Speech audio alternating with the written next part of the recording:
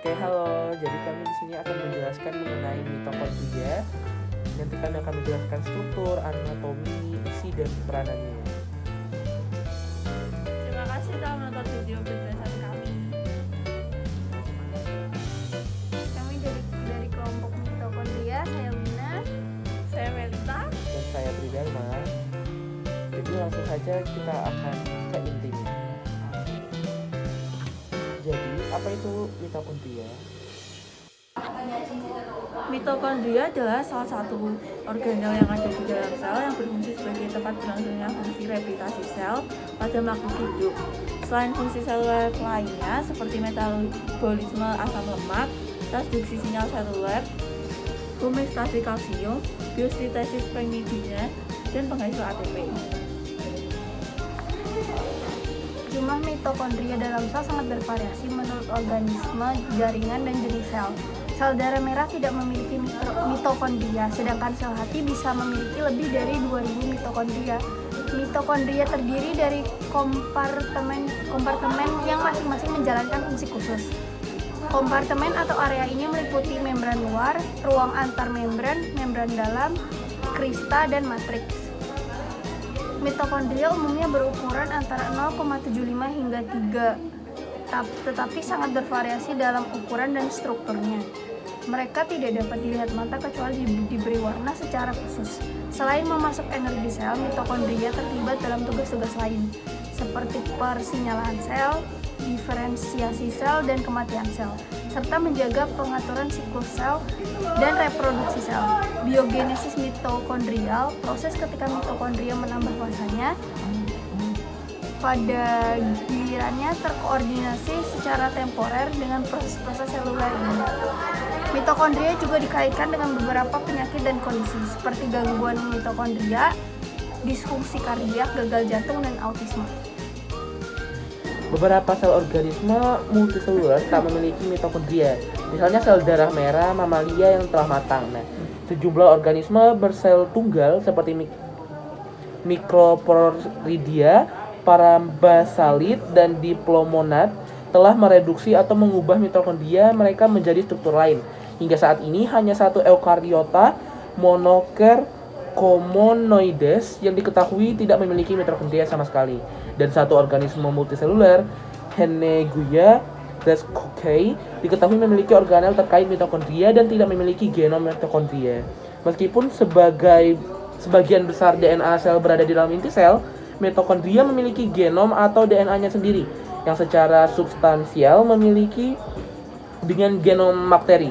Protein mitokondria bervariasi tergantung tipe jaringan dan spesiesnya. Pada manusia, ada 615 jenis protein yang telah diidentifikasi dari mitokondria jantung. Sedangkan pada tikus, 940 protein telah dilaporkan. Proteomitokondria, seluruh rangkaian protein yang dapat diekspresikan oleh mitokondria pada waktu tertentu, diperkirakan diatur secara dinamis. Oke. Selanjutnya, kita akan membahas mengenai struktur anatomi. Jadi, sebuah mitokondria memiliki membran ganda. Membran dalamnya berlipat-lipat sehingga memperluas permukaannya. Mitokondria banyak terdapat pada sel yang memiliki aktivitas metabolisme tinggi dan memerlukan banyak ATP dalam jumlah banyak. Misalnya sel otot jantung, jumlah dan bentuk mitokondria bisa berbeda-beda.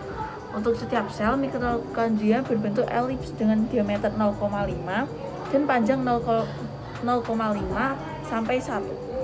Struktur mitokondria terdiri dari 4 bagian utama, yaitu membran luar, membran dalam, ruang antar membran, dan matriks yang terletak di bagian dalam membran.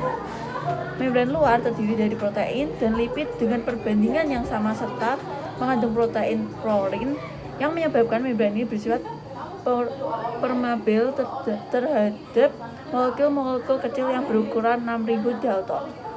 Dalam hal ini membran luar mitokondria menyerupai membran luar bakteri gram negatif.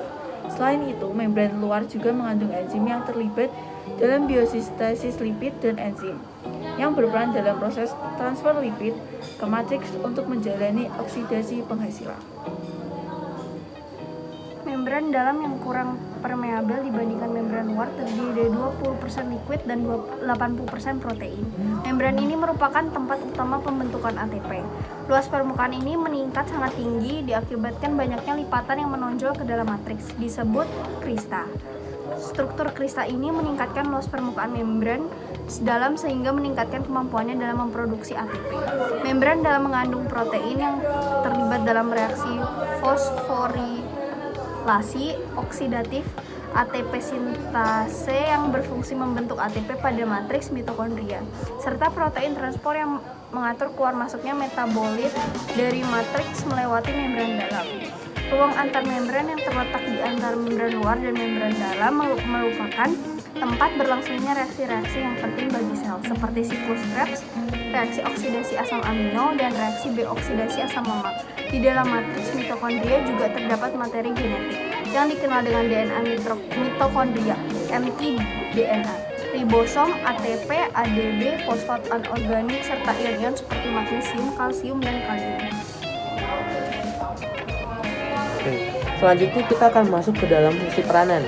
Jadi fungsi peranan pada mitokondria tersebut itu ada peran utama mitokondria sebagai pabrik yang memproduksi energi sel yang menghasilkan energi dalam bentuk ATP. Metabolisme karbohidrat akan berakhir di mitokondria ketika pirufat ditransport dan dioksidasi oleh O2 menjadi CO2 dan air. Energi yang dihasilkan sangat efisien, yaitu sekitar 30 molekul ATP yang diproduksi untuk setiap molekul glukosa yang dioksidasi, sedangkan dalam proses glikolisis hanya dihasilkan 2 molekul ATP. Proses pembentukan energi atau dikenal sebagai fosforilasi, proses pembentukan energi yang oksidasinya terdiri atas 5 tahapan reaksi enzimatis yang melibatkan kompleks enzim yang terdapat pada membran bagian dalam mitokondria.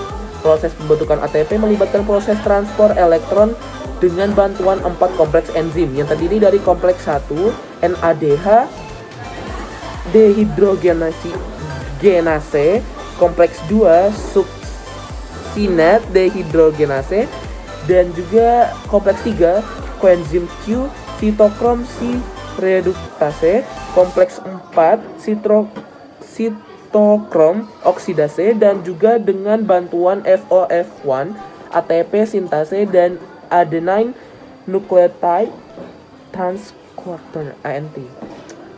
Oke, Jadi siklus hidup mitokondria dapat melakukan replikasi secara mandiri seperti sel bakteri. Replikasi terjadi apabila mitokondria ini menjadi terlalu besar sehingga melakukan pemecahan.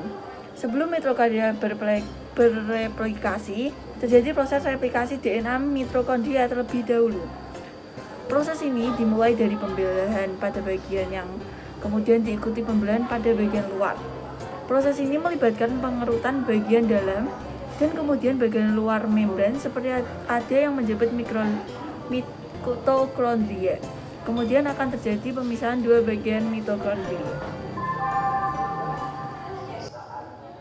DNA mitokondria memiliki DNA tersendiri yang dikenal sebagai mtDNA, mitochondrial DNA. mtDNA berpilin ganda, sirkuler, dan tidak terlindungi membran prokariotik. Karena memiliki ciri seperti DNA bakteri, berkembang teori yang cukup luas dianut yang menyatakan bahwa mitokondria dulunya merupakan makhluk hidup independen yang kemudian bersimbiosis dengan organisme eukariotik. Teori ini dikenal dengan teori endosimbion. Pada makhluk tingkat tinggi, DNA mitokondria yang diturunkan kepada anaknya hanya berasal dari betinanya saja, atau mitokondria sel telur. Mitokondria jantan tidak ikut masuk ke dalam sel telur karena letaknya yang berada di ekor sperma. Ekor sperma tidak ikut masuk ke dalam sel telur sehingga DNA mitokondria jantan tidak diturunkan. Terima kasih banyak sudah menonton.